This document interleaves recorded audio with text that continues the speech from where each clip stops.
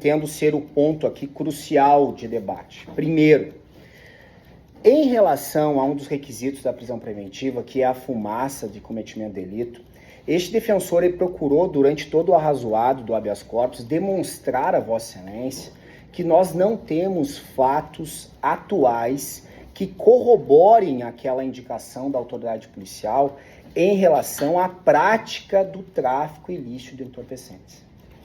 E por que digo isso, nobre relator? Vossa Excelência, por óbvio que se debruçou nessa operação, mais uma inclusive, nobre relator, porque Vossa Excelência já está sob o encargo da Operação Exídio, agora tem mais a operação da queda da coroa.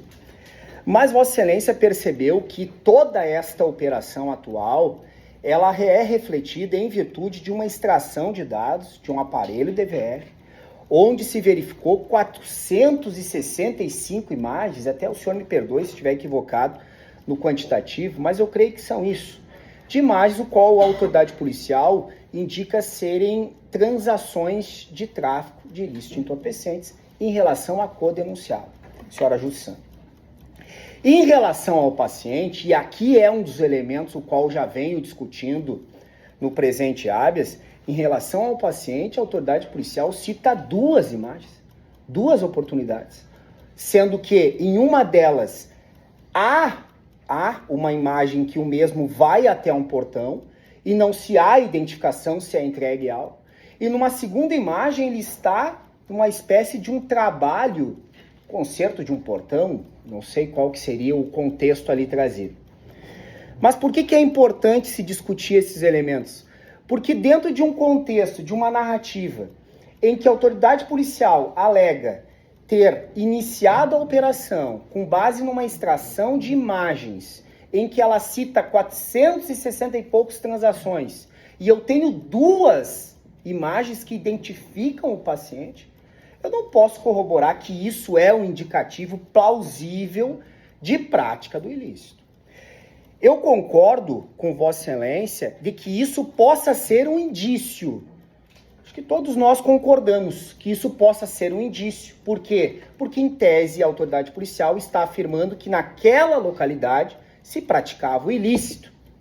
Agora, isso não é suficiente a se solicitar um decreto de prisão preventiva. Por quê? Porque esses fatos são de 2024. De outubro de 2024, há um ano atrás. Então quer dizer, nobre relator, que durante todo esse período de 365 dias de investigação, a autoridade policial de São Cepé não trouxe aos autos um elemento investigativo em relação ao paciente que demonstre a sua periculosidade social, e aí nós já entramos no segundo requisito, que é justamente o perigo da sua liberdade. Não se trouxe um elemento investigativo. Segundo, em toda a operação Exídio, o qual Vossa Excelência tem conhecimento, o nome do senhor Carlos Alexandre não é citado. Ele não é investigado na operação principal, nobre relator. Ele não é investigado. Terceiro, a autoridade policial, ela frisa no seu relatório de investigação de que houve uma ocorrência policial em que é citado por uma testemunha de que supostamente teria comprado de um senhor Carlos Becker uma porção de entorpecentes. E aí junta aos autos um extrato de uma mensagem onde ali diz, olha, estão dizendo que compraram o entorpecente do Carlos Becker. Eu não sei quem enviou essa mensagem.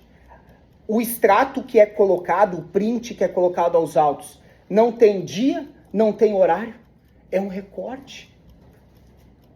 E aí o que chama mais a atenção deste defensor, que inclusive colacionou o presente habeas corpus, a inicial da denúncia, é que esse suposto usuário não é arrolado pelo Ministério Público para ser ouvido.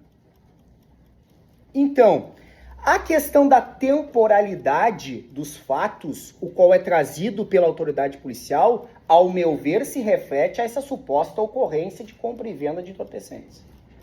Agora, os fatos relativos à extração do DVR são totalmente extemporâneos.